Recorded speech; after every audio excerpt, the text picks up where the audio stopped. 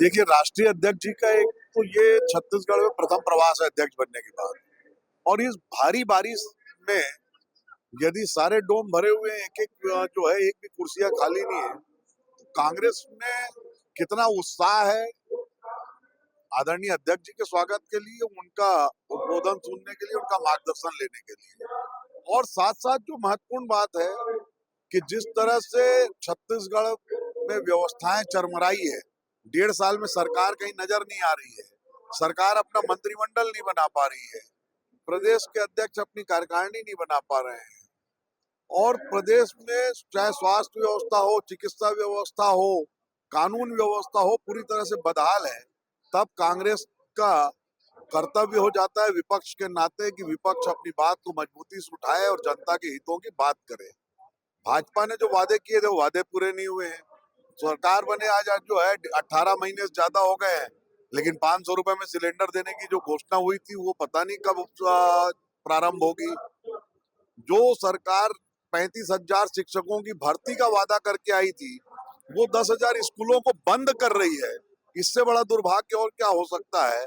इसलिए छत्तीसगढ़ का कांग्रेस जन जो है सरकार के खिलाफ उठ खड़ा हुआ है, जनहित में, जनता के साथ, जनता की लड़ाई लड़ने के लिए। जो लोग खुद खत्म है वो इस बात को कर रहे हैं। मैं तो एक छोटा सा सवाल कर रहा हूँ बार बार कि जो लोग 18 महीने में अपना मंत्रिमंडल पूरा नहीं कर पाते हैं, कितना बड़ा दुर्भाग्य है कि वो जो इन लोग कहते हैं ना कि इनका एकात्म मानववाद पे चलते हैं, वास्तव में वहां एक मानव की ही शायद चल रही होगी जहां से अनुमति नहीं मिल पा रही होगी, इसलिए इनका मंत्रिमंडल नहीं बन पा रहा है।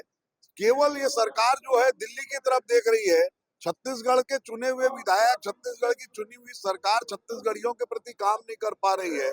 ये अभी हमारे आदरणीय जो है नेतागण एक नारा लगा रहे थे, एक पेड़ मां के नाम का नारा देने वाले लोग पूरा जंगल अदानी के नाम कर दे रहे हैं। जंगल पूरी तरह से कट जा रहे हैं, पूरा जो है बर्बाद कर दे रहे हैं। यदि छत्तीसगढ़ की प्राकृतिक संपदा को बेच दे रहे हैं, तो ये काम तो पूरी तरह से भाजपा कर रही है। और भाजपा के अंदर की टूट कितनी है, ये तो आप उनके सांसद जी को ही जो है आदरणीय बृजमोहन जी रोज पत्र जो लिख रहे हैं, तो आखिर ये लिखने की नौबत क्यों आ रही है। सरकार चरमराई हुई है, व्यवस्था नहीं है, तब तो उनके सांसद लिख रहे हैं। विधानसभा में भारतीय जनता पार्टी के विधायक जो है वो सरकार को आरोप लगा रहे हैं। कांग्रेस तो चलिए विपक्षी दल है, उस नाते हम अपना जिम्मेदारी का निर्वहन कर रहे हैं, लेकिन यदि भाजपा के लोग भी भाजपा के मंत्रियों पर आरोप लगा रहे हैं, तो निश्चित है कि सरकार जो है चल नहीं पा रही है, सरकार कहीं है ही नहीं। पहले से मालूम था, और ये हमारा एक मॉक ड्रिल भी था और टेस्ट भी था कि हमारे कार्यकर्ता कितने मजबूत हैं। दीपक बैज जी के नेतृत्व में इतनी बारिश हुई, ये सरकार के खिलाफ एक बड़ा वातावरण छत्तीसगढ़ में, और रायपुर तो चाकूपुर बन चुका है। इतनी हत्याएं, इतने बलात्कार, पूरे प्रदेश में अराजकता का वातावरण है। मंत्रियों की स्थिति इतनी बद से बदतर हो चुकी है कि कोई भी अपने काम को छोड़ बाकी काम को कर रहा है। हंसी तो तब आती है कि जब विजय शर्मा जी से लेकर केदार कश्यप जी तक मोबाइल घूमने के लिए वो इतने चिंतित हो गए। मतलब छत्तीसगढ़ में इन मंत्रियों के पास कोई काम नहीं है।